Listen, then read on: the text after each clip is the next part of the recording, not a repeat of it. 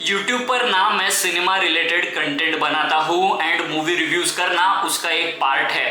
Technical aspect जैसे story, screenplay, dialogue, direction, performance, ये सारे एस्पेक्ट जो है वो मूवी रिव्यू का पार्ट है। And sometimes there are these few films, कुछ ऐसी चंद मूवीज होती है जो ये सारी चीजें भूलने के लिए आपको मजबूर करती है, makes you take everything and throw it out of the window. ये उन कुछ चंद फिल्मों में से है।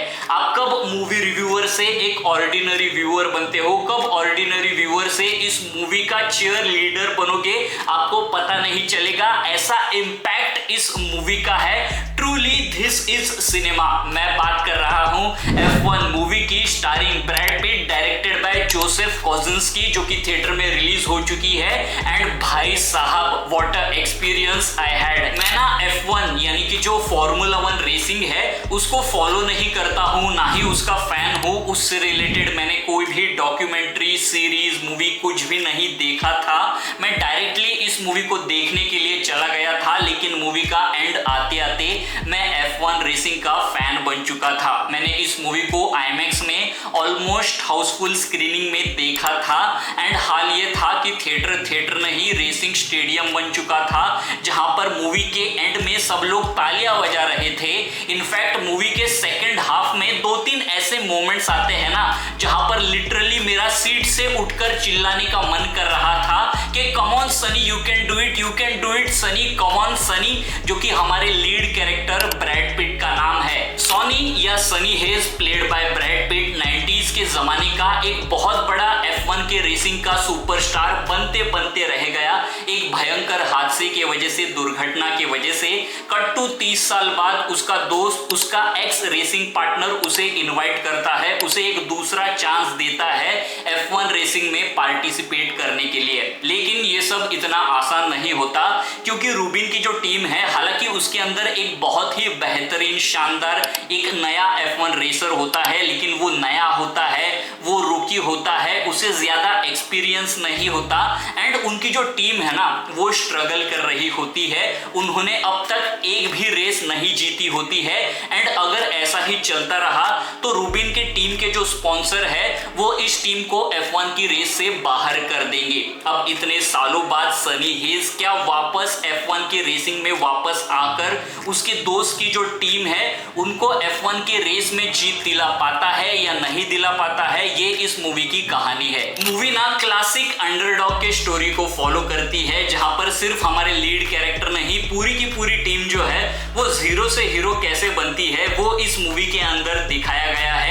इस मूवी के अंदर एज सच कोई राइवल कैरेक्टर या राइवल टीम नहीं है, लेकिन मूवी के अंदर जो इंटरनल एक्सटर्नल फैक्टर्स हैं, ऑड्स है, वो इनके अगेंस्ट होते हैं। वो कैसे हारते हैं, वो कैसे उससे सीखते हैं, वो कैसे संभलते हैं, वो कैसे धीरे धीरे प्रोग्रेस करने लगते हैं। एंड प्रोग्रेस के दौरान उनके साथ जब एक इंसिडेंट होता है, हादसा होता है, जहां पर वो हारने के साथ साथ उनके साथ एक लाइफ थ्रेटनिंग सिचुएशन हो जाती है, उस दौरान वो अपने गलतियों से, मिस्टेक से, फ्लॉज से सीखते हैं। एंड उसके बाद जब वो कम बैक करते हैं, फाइनली मूवी के एंड में वो जीत जाते हैं। और ये सारे क्लासिक ट्रोप्स जो है ये मूवी फॉलो करती है। लेकिन देयर इज अ ट्विस्ट। हालांकि मूवी का जो स्ट्रक्चर है वो नोन होने के बावजूद भी आपको प्रेडिक्टेबल नहीं फील होती, क्योंकि राइटर डायरेक्टर जोसेफ कोसिंस्की जो है वो इतने स्मार्टली एंड क्लेवरली मूवी के जो इमोशनल बीट्स है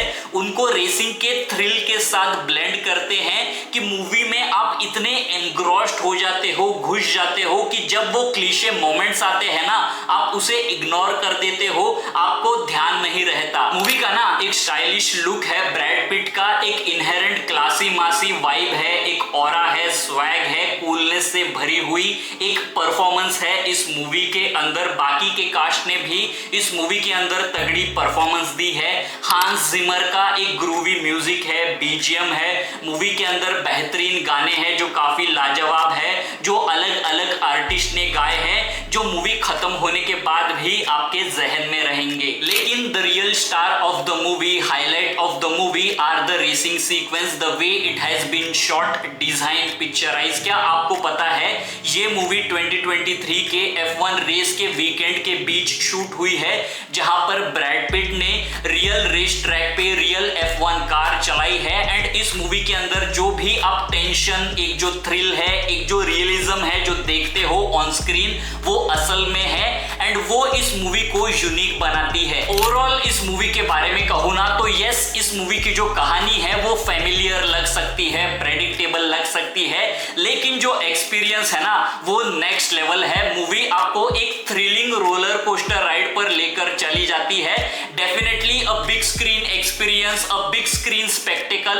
एंड अगर आप इस मूवी को IMAX में या 4DX में देख सकते हो तो देखो, क्योंकि आपका जो मजा है वो डबल हो जाएगा। तो गाइस बस आज के वीडियो के लिए इतना ही। इस मूवी को लेकर आपके क्या विचार है, आपकी क्या सिने सोच है, नीचे कमेंट करके मुझे डेफिनेटली जरूर बताइए। एंड ऐसे ही सिनेमा रिलेटेड कंटेंट के लिए सिने सोच चैनल को लाइक कीजिए, शेयर कीजिए एंड सब्सक्राइब कीजिए। तब तक के लिए bye bye.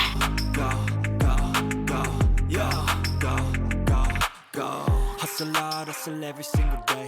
I'll be making moves till I'm buried in my grave. To the system, I don't wanna be a slave. I've been doing shit my way, or the highway.